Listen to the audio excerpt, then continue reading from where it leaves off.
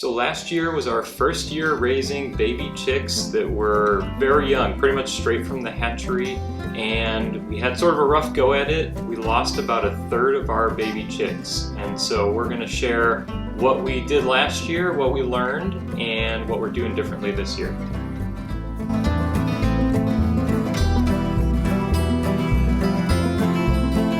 To start off, the day that we got our baby chicks, we didn't really necessarily do our homework or know what to expect. So we went and picked them up. So we get them from a local farm store. We order them in advance, pick them up from a local farm store who gets them straight from the hatchery. So that I think is a great thing in that we have never gotten them via mail.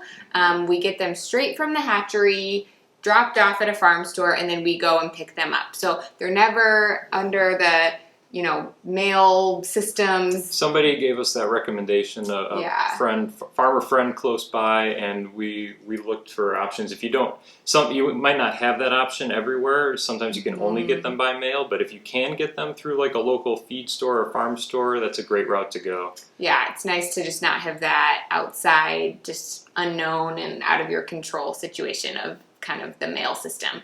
But anyway, so we went and picked them up from our farm store, but we didn't know when the chicks were going to get dropped off. We just knew they were coming that day, and so they called us, and so at that point I think they had already been there for a while when they called us, and it happened to be, so we got them at the end of March, and it happened to be a really cold day. So it was below freezing, nasty, windy, cold day.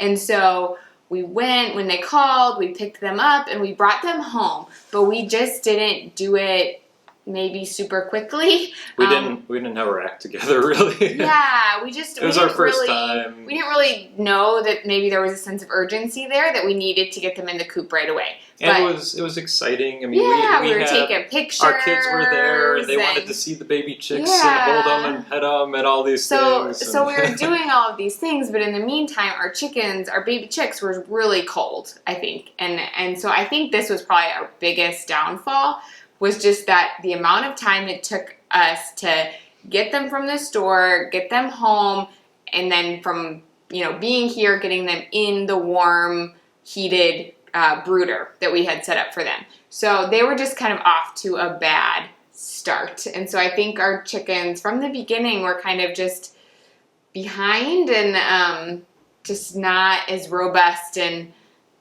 yeah.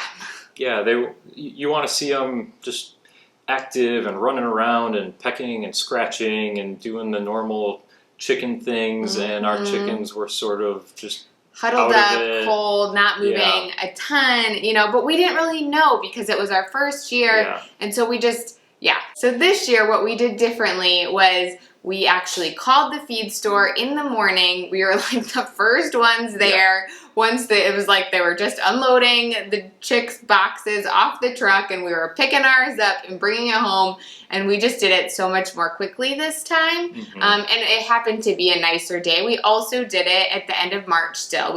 So one thing you could do is wait a little bit till April or May when the temperatures are going to be warmer, but we still got them at the end of March, but it happened to be a warmer day, so that was good. But we got the chickens, we brought them home as quickly as we could, and we got those babies into the brooder right away. One little tip there that we like to do is when you're bringing them, you take them out of the box, dip their beaks in their water, and then put them like by the heat lamp. So give them a little water, let them know where that is, just to get them acclimated. Yeah, and the heat lamps too, I think was something I probably wasn't adjusting them enough last year. You kind of want to adjust the height of the heat lamp to give them either more heat if you drop it down or less heat to raise it up. And just it's really helpful to kind of know the signs of if a chicken is too hot or too cold, or a baby chick. If they're really huddled together and kind of getting as close to that heat lamp as they can, they're probably too cold. If they're really spread out and kind of trying to get away from the heat lamp, it's too close, and so they're too warm. You kind of want them just not really huddled or clustered too tight, just kind of hanging out, looking good. If they're like panting too, that probably means they're too hot or dehydrated. So yeah, this year I've just been trying to adjust the heat lamps more regularly and just kind of observe, take some time to observe how they're doing. And you kind of have to, our brooder's out in the barn too, so you sort of have to adjust that based on the temperatures as well. Like the first day we got them, it was actually fairly warm, but then it dropped down to freezing temps again the next couple days, and so I dropped those lamps down a little bit more for them because they were seeming cold. Yeah, something else we realized early on that you have to really keep an eye on with your baby chicks is, there's a technical term for it. We call it poop butters. Essentially, it's when they get like poop plastered to their butt, or like their vent, I think it's called. So anyways, it's pretty obvious. You see it. You see them running around and they've got poop stuck to their rear end. It actually blocks them from pooping, and that's not very comfortable for anyone. So what ends up happening is the chicks kind of get backed up and they can't poop things out, and so bacteria builds up, and it's just not a good thing. And if you don't resolve it within a couple days or a day or two, really pretty quickly, it can be fatal for them. So that was something too. It came up a lot more last year because I think our chickens were so what causes poop butting is when chickens are under stress, whether that could be from being too hot or too cold, or just their environment in general is stressful. And so that's what causes it. And I think last year our chicks were obviously more stressed from the beginning with the cold temps and them just not kind of being optimal in the brooder. But this year we really have only had a couple. It's been much better, but you still need to stay on top of that. And so you can actually observe them too. Like sometimes you'll see them like try and poop and they can't.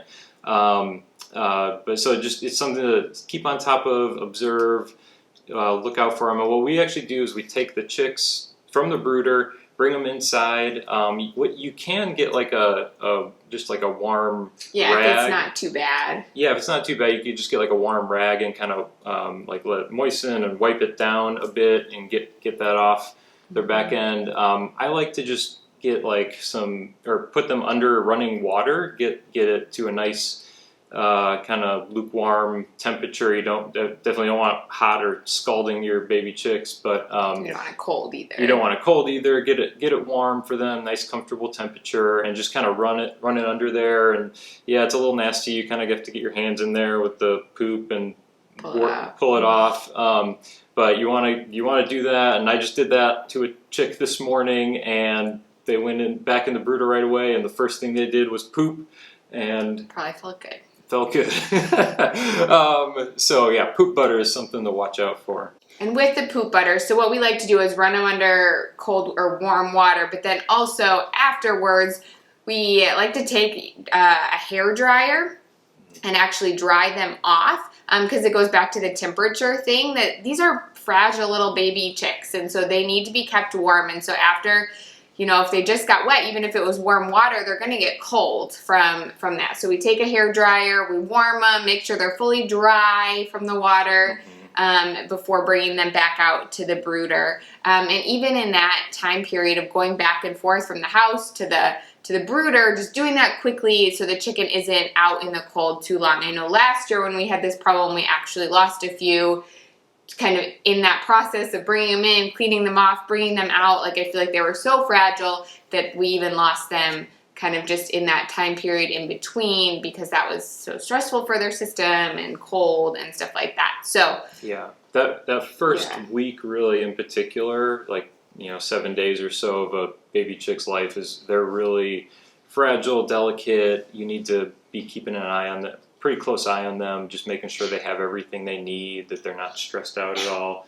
After that, they get a little bit more hardy and robust. Yeah, really significantly better. Yeah. And even with the poop butters, like, that's really only a huge problem when they're really little. Yeah. We, like, after the first week, I don't think we really ever experienced that, or they can kind of work it out themselves and take care of it. So yeah. Okay, so going off of that, kind of the next thing, and I feel like we are notoriously not great at this, is just planning enough time in your day to tend to the baby chicks. So I feel like we just think, we just run out, we do chores, we give them water and we give them food and, you know, you go on to the next thing. But when they're babies like this, they just require a little more time. And so something that we had a crazy spring last year with, yeah, just lots of things going on. And so I think we just didn't budget a significant, just enough time to really spend in there inspecting them and getting them what we need. Like Jim said, adjusting heat lamps up and down and just seeing like, oh no, there's a problem we need to take care of, and just kind of letting them be when really they weren't doing so hot and we ended up losing more. So I think just making sure to budget enough time to inspect and to observe what's happening with them and making sure that they seem good and they seem healthy. And if they don't, or if something's going on, taking the time to address it and take care of it. Yeah, it's a good lesson in slowing down, just being with them, taking time to watch what's going on. Yeah, and then the next thing is, so their bedding is really important too, like what you're putting under them to absorb all the poop and moisture and water spills and things like that. So last year we used pine shavings, which was great, and this year we're actually using straw. Mainly because that's just what we had. We had some bales of straw, so we're using that in the brooder. And that's actually worked out great so far this year. But one of the things I think I didn't do, I don't know if it was a significant factor, but I'm just making sure to put down new bedding more often this year. Because, man, baby chicks are like poop machines. They just poop like none other. And so like every day pretty much, every day or every other day, I'm putting down new bedding. Because there's just so much poop plastered everywhere in the brooder, and so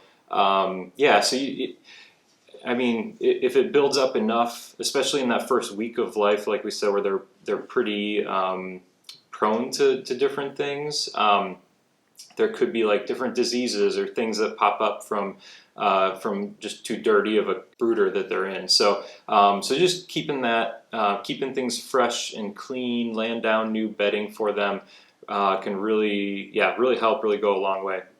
Yeah, so those are the main tips and things that we have learned. So last year was hard. Like that was a major bummer to lose that many chickens, but in hindsight, it was a huge learning experience for us. And so that's gonna happen. That's gonna happen on a homestead. And so I feel like it was a lesson for us in giving ourselves grace and taking what we learned and doing it differently and doing it better in the future.